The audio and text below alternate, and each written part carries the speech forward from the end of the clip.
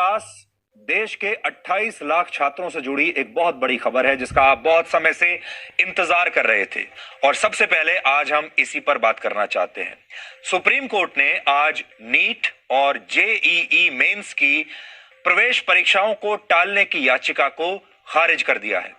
Supreme court ने कहा है कि कोरोना वायरस की वजह से छात्रों के भविष्य को अधर में नहीं लटकाया जा सकता। सुप्रीम कोर्ट के इस फैसले से लाखों छात्रों और उनके परिवारों ने अब राहत की सांस ली है, या राहत की सांस नहीं भी ली होगी तो कम से कम अब उन्हें स्पष्ट हो गया है, क्योंकि इसे लेकर अब सारे कंफ्यूजन समाप्त हो गए हैं।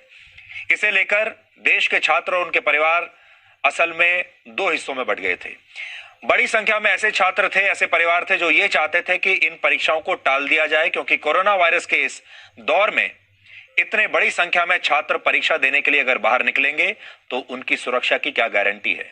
दूसरी तरफ कुछ ऐसे छात्र भी थे जो ये चाहते थे कि परीक्षा होनी चाहिए, क्योंकि इनसे उनके करियर पर असर पड़ेगा और अगर परीक्षा नहीं हुई तो उनका एक साल बर्बाद हो जाएगा।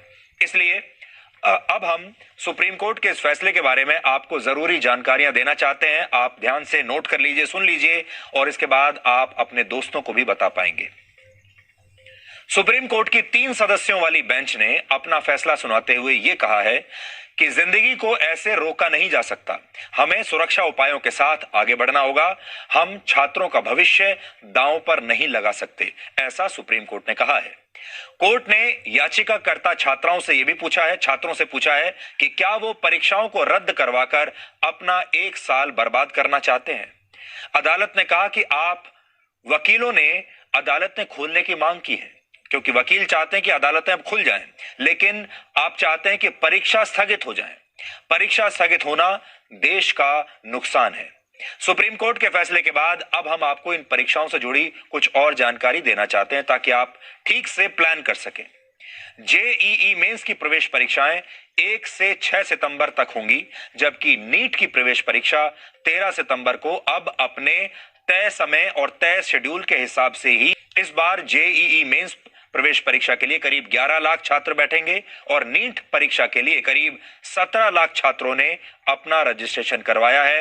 इसलिए आप में से बहुत सारे छात्र जो ये उम्मीद कर रहे थे कि ये परीक्षाएं टल जाएंगी, उन्हें अब अपनी पढ़ाई पर ध्यान देना चाहिए, क्योंकि अब ये स्पष्ट हो गया है कि ये परीक्षाएं टलेंगी नहीं, ये अपने सही समय पर होंगी। और जो छात्र ये चाहते थे कि परीक्षाएं समय पर होनी चाहिए क्योंकि आपका एक साल बर्बाद हो जाएगा, उन छात्रों को इस बात की खुशी होनी चाहिए, क्योंकि अब आप परीक्षाएं सही समय पर दे पाएंगे, आपके एक साल का नुकसान नहीं होगा। दरअसल इस परीक्षा के विरोध में 11 राज्यों के छात्रों ने सुप्रीम कोर्ट में एक याचिका दायर की थी। इस याचिका में यह मांग की गई थी कि देश में कोरोना महामारी के बीच परीक्षाओं का आयोजन न किया जाए।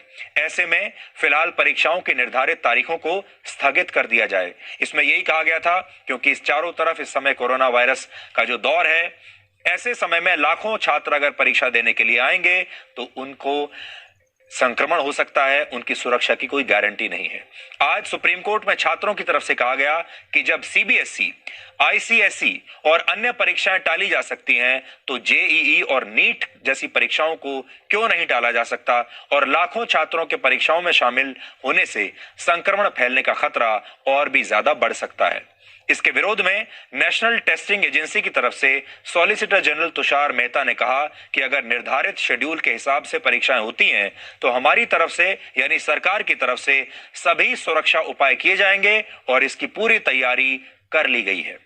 दोनों पक्षों की दलीलें सुनने के बाद सुप्रीम कोर्ट ने कहा कि यह छात्रों के भविष्य का सवाल है और उसे दांव पर नहीं लगाया जा सकता, इसलिए ये परीक्षाएं अपने तय समय पर ही होंगी, जिसके बाद अब जल्द ही दोनों परीक्षाओं के एडमिट कार्ड्स जारी किए जा सकते हैं।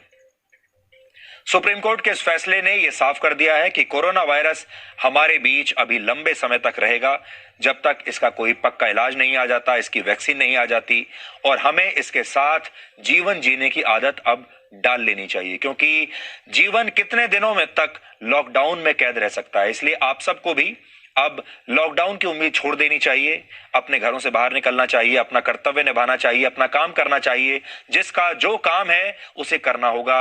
अगर छात्रों का काम है पढ़ाई करना, परीक्षाएं देना, तो उन्हें अब इसकी आदत डाल लेनी चाहिए। अब इसके बाद और ज्यादा डिस्काउंट आप लोगों को नहीं मिलेगा। लेकिन इसके साथ ही सावधानी बरतना भी उतना ही जरूरी है, यानी परीक्षा भी देनी है आपको और आपको संक्रमण भी वापस अपने घर में नहीं लाना है। क्योंकि अमेरिका में कोरोना वायरस के बीच जब जल्दबाजी में स्कूल खोल दिए गए तो वहां शुरुआती 2 हफ्तों में ही 97,000 स्कूली छात्र संक्रमित हो गए थे। ऐसा भारत में नहीं होना चाहिए। इसलिए कोरोना काल में शिक्षा का नया संस्करण बिना सावधानी के अपना उद्देश्य हासिल नहीं कर सकता।